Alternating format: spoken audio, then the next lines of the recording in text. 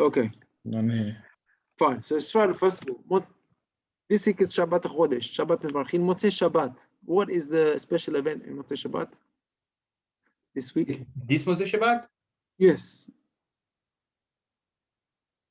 It's Erev Rosh Chodesh. Rosh Chodesh. Thank you. Rosh Chodesh. I'd like to remind everybody on Rosh Chodesh what's special about Rosh Chodesh. One of the special things is the Sudat Rosh Chodesh. It's a time to go out. I don't know if there's opened in restaurants in London, but Hotzot of Rosh Chodesh is like Hotzot Shabbat. Now you can't go to a restaurant on Shabbat. You can order good things for Shabbat, but on Rosh Chodesh you can go out, and it's a good time to take out your wife. It's good for Shalom Bayit. It's good for you to relax. It's good to you there, and it's a way to respect the Rosh Chodesh to have a Marbeh B'Souda. Wait, on Saturday night? Saturday night and Sunday you can go for a breakfast. It's nice to go to a restaurant for a breakfast or lunch, or Motzei Shabbat you can do Suda, Melav, Malka. And this is Hotzot Rosh Chodesh. Like you have Hotzot Chagim. Okay, there's let's do a reminder. There's 4 things that you spend money on during the year that's not in your account. It's on the house. It's for HaKadosh Baruch Hu. Do you remember the Rashi Tevot?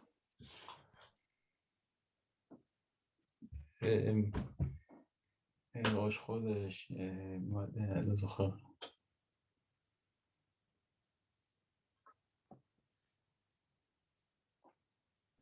Can you hear me?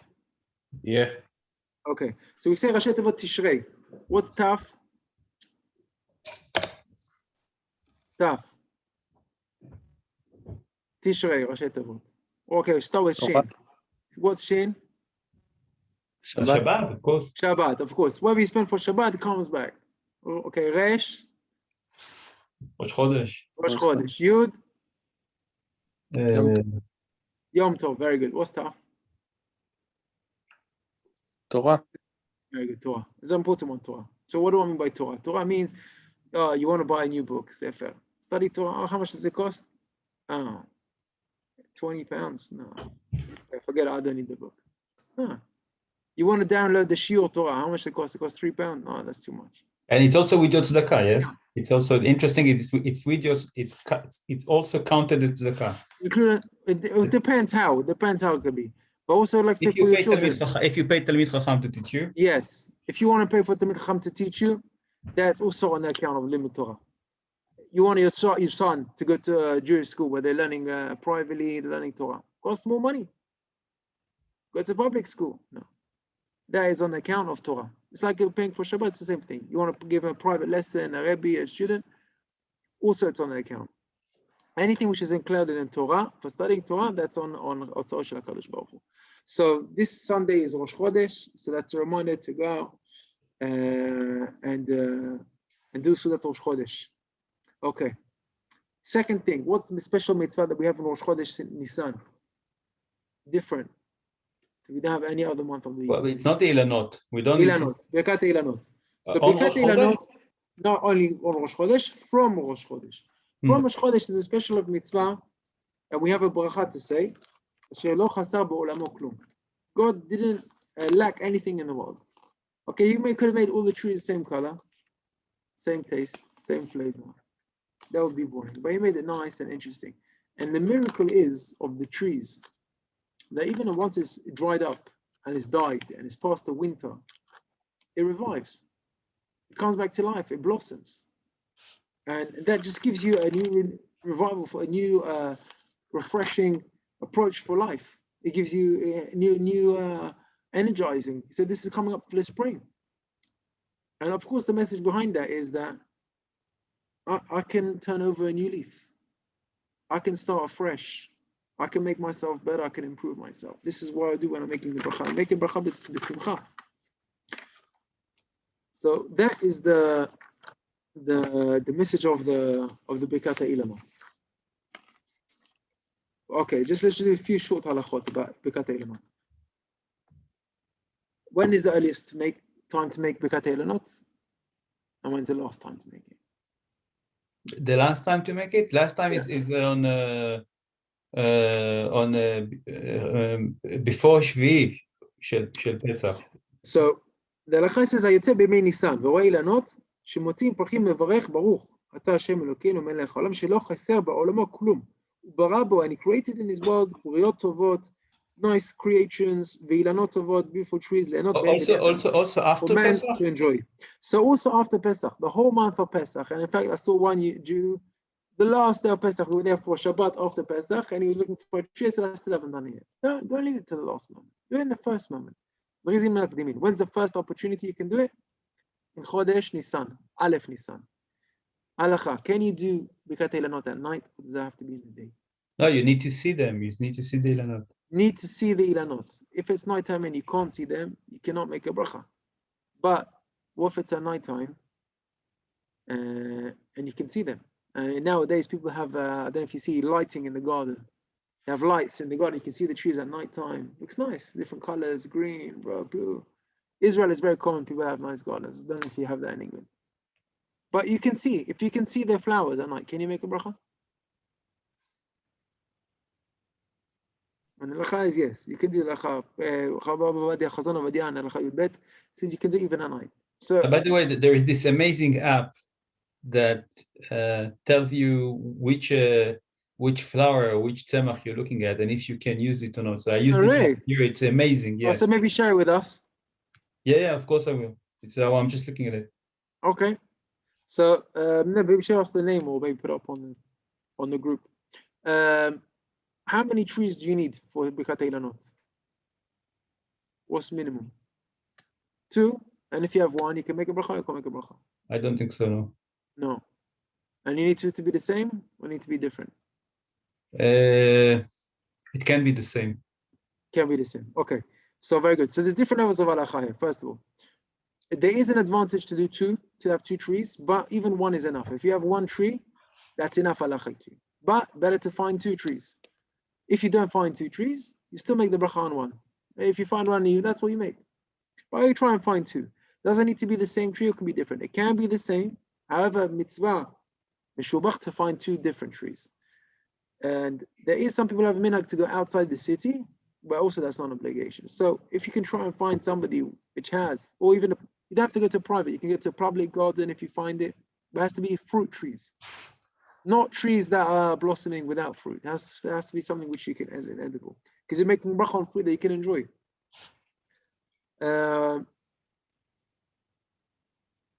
Okay, so that is the halacha of the Birkat Eilanot.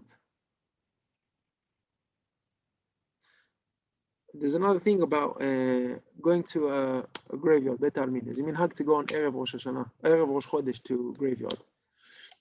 We don't do Tzidukadin, we don't do Espedim, we don't do Tachanun, the whole of the month of Nisan. Are you allowed to go to the graveyard if somebody has Askara? Can you go on that day? So he's allowed to go on that day, but not to cry or to eulogize, because it's a day of Moed. So if he can stop himself from crying or not going when he goes to Beit HaKavarot, he's allowed to go to Gib Chodesh. Now, we have just 2 more shiurim after this for Pesach. So I want to do a bit of kashering the kitchen. Different things. So there's some things which you can kasher, some things which you can't kasher. Okay, so can anyone give an example of things that you cannot kasher for Pesach? A toaster. Okay, very good. What do you mean? But by then again, toaster? why would you use a toaster on Pesach? Come to think of it. No, okay, that's good. If you're a very good toaster, you can't use it. Why? So technically, there is a way to kasher a toaster, but first of all, why would you use it? Maybe you want toasted matzah. I think I once tried it after Pesach to do a sandwich toaster with a matzah. Interesting. But how can you kasher it? So the laws of kashering, there's some things which you cannot kasher, and some things which you can. So let me just explain the outline. So you're going to know the let's say the klalim, the rules, and then we'll go down to the details of the law, because sometimes it's easier to grasp the general rules. Okay. So what materials can be kashered and what materials cannot be kashered? Okay, what about, so metal can be kashered? Anything metal can be I kashered? imagine so. Of course, yes. Yes, with hot water or fire. Yeah. Very good. What about plastic? I'm guessing no. No. What about wood? I'm also guessing no. But then again, we have tables. What about glass? Yes. And what about porcelain? Porcelain. Ceramic? Yeah. No. Okay. No clue. Stone ceramics, you need to put an underlay before you install it. Do you hear that? No. Do you want to repeat for I'm us? joking, I'm joking. No. So the halacha is like this. So when we're kashering, anything can be kashered. Okay, there's all plastic, wood, metal can all be kashered. We're going to talk about how in a minute. Glass is machloket. According to Sfaradim, it doesn't need to be kashered. Let me explain what that means. And according to Ashkenazim, it cannot be kashered because it's like earthenware, cheres. Cheres and is earthenware or porcelain cannot be kashered at all. So according to Sfaradim, there's two things that cannot be kashered. According to the Ashkenazim, three. Two things, earthenware or porcelain cannot be kashered. According to Ashkenazim, it's also glass. According to Sfaradim, glass doesn't need to be kashered. So it has different ramifications. But let's talk about what can be. Metal, plastic, and wood, which is most of the things. They all can be kashered. How do we kasher them? So says the Gemara in Avodah Zarah, the following way is how you kasher them.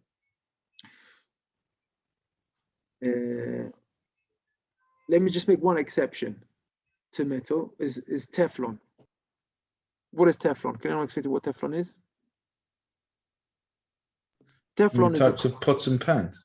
Yeah, so there's a type of pan which is a super pan which is made as a Teflon. Yeah, but it's not זה לא מתכת, טפלון. No. טפלון זה Teflon is not כיסוי. matechet, it's a coating. Yeah. Teflon is a coating onto the, it's a non-stick coating on the pan, which is a very high quality pan, not something which you get cheaply. Of course, it's expensive, and it's a non-stick, which means you don't need to use oil on it. You can fry on it, and it doesn't stick. It's super dangerous to use Teflon. You should know. Super What do you mean dangerous. dangerous? What do you mean? חס ושלום מסרטן. It's if you have Teflon, throw it to the bin. Don't touch it. You mean it's not healthy? That's what you mean? It's Cancerous. extremely dangerous. לא healthy. מאוד מסוכן. What do you mean? Cancerous? Yeah. It's a serious business. Okay, I didn't know that. Okay, so thank you for sharing that. If you do use Teflon, there's no way to kasher it for Pesach. I need to get a separate pan. And if you take Gilad's advice, don't take a Teflon pan, take a different pan. But a pan, if it's not Teflon, if it's a regular metallic pan, you can kasher it. How will you kasher it? I'm going to explain now. Says the Gemara, there's two things about chametz. There's chametz, which is be'en, which you can see the chametz. Okay, obviously you clean it and it's gone. But there's chametz which is absorbed into the kli, into the vessel, into the pan or to the pot or to the plate, whatever you're using. If it's hot, it gets absorbed. How do you take it out? So the rule is, however it gets absorbed, that's how it comes out. Kebol'o kach polto. And I will explain. If anything hot, it will absorb. Now, sometimes you can use a cup and absorbed from, that's called a kli sheni. Something which is absorbed from on the fire is absorbed from kli rishon, and something which is used with water, absorbs from water and is kashered from water. If it's used with fire, it kashers from fire. So let me give examples. A grill or a fire, a mangal, a reshet, that's used with fire. So the way to kasher that is with fire. A pot is used with water. So the way you kasher it is with water, hagala. Let's say plates and cups, you use them with kli rishon, so you can do hagala from kli rishon. Okay, so that is the general rules. Now let's give examples. So we said that the things that you cannot kasher is earthenware or porcelain, because they absorb, but you can't, and they release what they absorb. That means you have something which is chametz. Use hot food on plates which are porcelain. The chametz is absorbed in the plate. When you use the plate again, so some of the chametz which was absorbed in the plate will come out when new food you serve on it. You're serving hot soup, and the hot soup will take out some of the chametz which is in the bowl, and that's that chametz is involved now in your plate. So you can't use that chametz plate on Pesach unless you kasher it and you take out everything that's absorbed. However, porcelain or earthenware doesn't release what it's absorbed, only metal or plastic. that will release it. Okay, so now, once we've said that, things which you cannot kosher. So like Joe said, the toaster. Now toaster, there's a few different types of toaster. There's a sandwich toaster. Can you kosher that? No.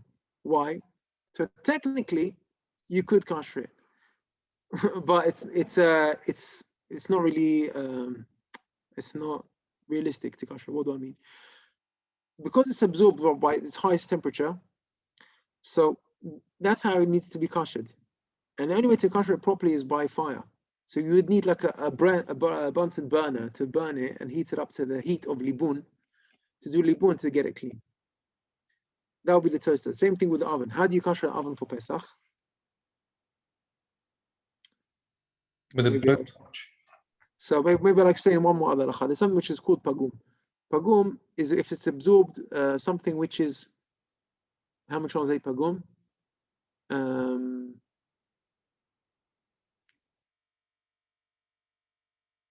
Flawed or defected. Yeah, thank you. Something which is flawed or defected. That's a nice translation, and that means that the taste has become defected. Pagum. How do you do that? With either cleaning detergent. You can use fairy liquid or something stronger than bleach. That is very foul taste. Okay, so that when that gets absorbed in what you're cleaning, then that basically kills the chametz which is inside. That's called pagum. So when you want to kosher an oven, what do? You clean out everything properly. You use St. Maurice, and that does pagum. Then you've cleaned it. There's no actual chametz there, and you've been pogem whatever the chametz is inside the oven.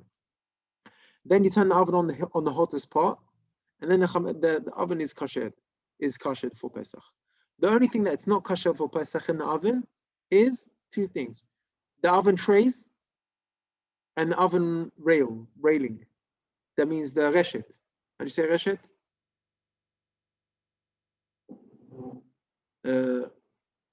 oven reshet? מה, נט כאילו? כמו נט, זה לא נט, זה איך אומרים? I don't know, there's the railing on the oven. It's like the trays. So what do you use? Use disposable. Chad pami, disposable trays. So you mean the racks? Thank you, the racks. Well, the racks are the railing on the oven. So what do you use? Use disposable. You can't put, let's say, food, vegetables or chicken or potatoes directly on the chametz trays. You have to use separate foil trays which are cleaned, or different new ones which are kasher for Pesach. Fine, so that's the things which you cannot kosher. We said Teflon you can't kosher. The oven. You mean the grate in the oven that you stick a tray on? Yes. What's it called? Like railing? A rack. Yeah, like a rack or railing where you put the tray on. So sometimes, you can't, the grill. You can't kosher that. The grill. You can't kosher it. That means you can't put food directly on it, which is kosher Pesach. Right. But you can put a foil tray on it and then cook on the foil tray. Right. That's fine. After you've koshered your oven. So the other thing that you can't kosher for Pesach is a misaninit. Sometimes you got in your a sieve, either for, let's say, some people use it for a sieve for tea or for flour or in the sink. Things get stuck in there so tight that you can't kosher properly. So a toaster, you wouldn't be able to kosher. And that's what we said, Teflon. Okay. What about hobs? Electric hobs. It's glass at the end of the day. Excellent. Thank you, Joe. So glass and Pyrex and Duralex, all different types of glass which are extra durable. According to Sfaradim, they don't need to be koshered. So it's very easy and convenient. What I mean doesn't need to be kosher. That means you don't need to do hagala or libun on them. But of course they need to be cleaned. So you use detergent, which is pogem, and you clean it properly. And once it's clean, kosher for Pesach. Glass dishes, same thing. Make sure they're cleaned, do a rinse, and they're kosher for Pesach. Somebody asked me about an urn, Shabbos kettle, all right, or any kettle. How do you kosher a kettle for Pesach? So so like everything of course needs to be cleaned with basic cleaning materials to make sure that there's just for pogem and to make sure there's no chametz.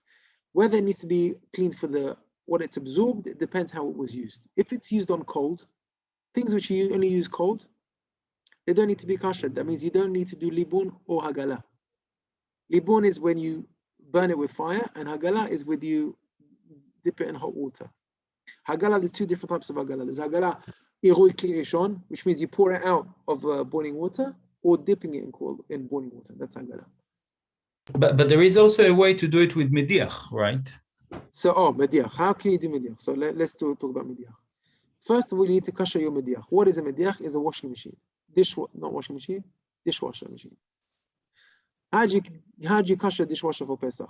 So it is simple, but it takes a bit of work. First of all, you got to go inside and clean out all the muck. That means there's a lot of junk, which is leftovers from food, which is chametz. Okay, little bits of pasta, little bits of rice in the mesanenet. What's it called? Sieve. The filter. The sieve by the drain. Yeah, you've got to clean that out. Can we choose not to use a dishwasher and section it off? Yeah. Yeah, of course you could decide not to use a dishwasher. You can put on your gloves and you can become the dishwasher. That's fine. But you can choose, but it's very easy to kasher it. So that's what I'm just saying, what you need to do. Make sure they clean out that drain, that there's no actual mamashuto of dishwasher. Everything's clean when there's no actual chametz inside. You put a chomer pogem and you leave it on an empty cycle. That kashers everything. Now, Gilad asked me if you can use that for hagala. So hagala means it needs to get up to the point where it's boiling hot water. Now, I don't know, every dishwasher is going to be different. I know mine at home doesn't get up to that level of boiling water. It's hot, 50 degrees, it can get up to 70 degrees, my one. If yours can go up even more than that, to the heat of 100, with boiling water, then you can kasher everything in a dishwasher. Put all your pots and pans and everything in a dishwasher and you do hagala on them. I don't know, maybe theirs, I don't know, mine doesn't do that. If it goes to super hot, then you can use that for hagala. It could be that's even best hagala, but I have to make sure. See, I don't know about this, Gilad. It's a bit of a chidush. No, I know for I know for sure because my uncle that's the halakha that we use in the family, and he was like. Okay, so if you want, I can check the nuances and share. No, so yeah, so what would be differences? I would say kelim like forks and knives, cutlery, and plates that you could definitely do with that because that's enough of an irui klirishon. However, let's say pots and pans need to be dipped fully in agala, in boiling hot water. Irui is not going to be enough for them. And also you need to make sure that it touches all the parts, including the handles of the pots and the pans which you want to kasher. So the way to kasher at home is you boil hot water, you get a massive pot which is boiling hot water, and then when this is bubbling, then you dip in what you want to kasher inside and do agala on the pots and pans, or you can do for once for Pesach. What about a blender? Oh, urn. So what do you do for a Shabbos urn? So a Shabbos urn, you fill it up to the top, you put chomer pogem, liquid inside, when it's fully bubbling, and then you use a different kettle, and you can pour water on the outside. So you clean it on the outside and inside, and pour water directly on the inside and the outside. Sinks. How do you kasher a sink? So you need to kasher a sink also by boiling hot. You boil water, and then when you pour water, that counts as hagala. That counts as hagala. Yeah. Yes. Why is that enough? That's different. Why is it pouring enough for a sink and it's not enough for a pot or a pan? Because a pot and a pan, you actually cook in it. You don't cook in your sink. You take your coffee, which you had your biscuits in it, and you pour it in the sink. Okay. You take your soup, which had your pasta in it, and you pour it into the sink. And it gets chametz absorbed only from irui, only from pouring. So that's how you kasher it. You clean it, you make sure that you use detergent, and then you pour boiling hot water on the sink. But on the pots or the pan that you actually cooked in, you need to actually have that same level of heat And of kli rishon. So you have to do agala on the plant. Sorry? And the hot water needs to touch every part of the urn, like outside. Yeah, inside and outside. Yeah, no, I tell you, it depends how you normally use your kettle. If you normally use just for water, I wouldn't even say you need to. Let's say if you sometimes put tins of food on top. Yeah, so I would say do that as well. You kasher it. Just for a simple reason, tin food on top. Sometimes people put directly food on top without a tin, and even tin. Sometimes the tin is wet, and sometimes there's food which can gets absorbed. So it's not hard. It's easy to kasher. You just pour water on top of that. We go according to Rav Shimusho. Glass, Pyrex, and Duralex, we said you don't need to clean. What about blender? Can you use a blender for Pesach? So some blenders are cheap and you can use it. But if you've got an expensive blender, you got to make sure all the pieces that come into contact with the food, they're kasher. So you can take it apart and you do agala on them, you clean them, and you do agala on those pieces. What else is there? We talked about the dishwasher. We talked about your bin. Pesach is now going to be on Erev Shabbat. So either you make sure you're kasher for Pesach beforehand, but don't forget to take out your bin out of your property on the morning of Pesach, especially this week is going to be Shabbat. What about your broom? Do you use a broom or a vacuum cleaner? So there's chametz. Bali mateh is not to even see chametz. So now you just need to replace the bag, no? So replace the bag is good if you have a bag. Some people don't have a bag, so you empty it out and you clean also the vacuum cleaner. But that also again needs to be done before Shabbat. What about a broom or a dustpan, brush? Your brush, you're cleaning up the chametz brush, and then now on Pesach using again, you're over bali matzah, you're seeing the chametz. So you clean it. You don't need to do hagala on your broom. Okay, you can just clean it beforehand. Some of them you can just rinse it in the bathroom, in the shower. You can rinse it, or you can replace it. It's nice to buy a new broom once a year. It's cheap, doesn't cost much. Just the head of the broom. That's another option. One thing also you can't kasher apart from porcelain is what's it called in English? A sir shel uga. That means there's some people use reusable tins for making cakes. Now, what's the problem with that?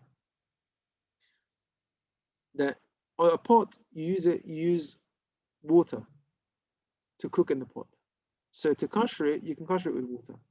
But something that you don't use water is to use directly by heat, a toaster, oven tray, a baking tray, something you have a round baking tin for a cake. That can't be kasher, only by libun. And you don't have a brenner at home to burn it properly and do libun until it's burning hot. So you need to change it. And there's kosher recipes for cakes on Pesach. And if you want, my wife has a long list. She loves, that's her hobby. Recipes for Pesach cakes. Any questions?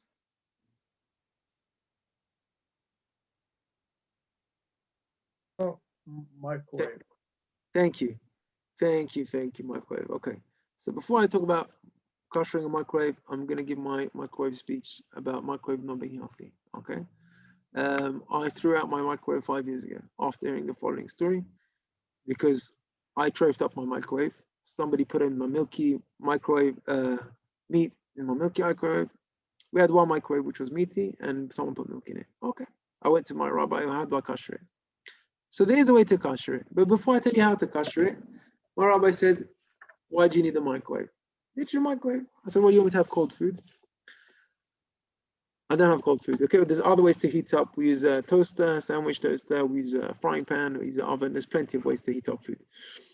But he said to me that it's cancerous. And he said that Rav Mazuz from Bnei Brak, his wife, she was diagnosed. And especially people use in microwave plastic in the microwave. That's like double trouble. They told her to ditch the microwave.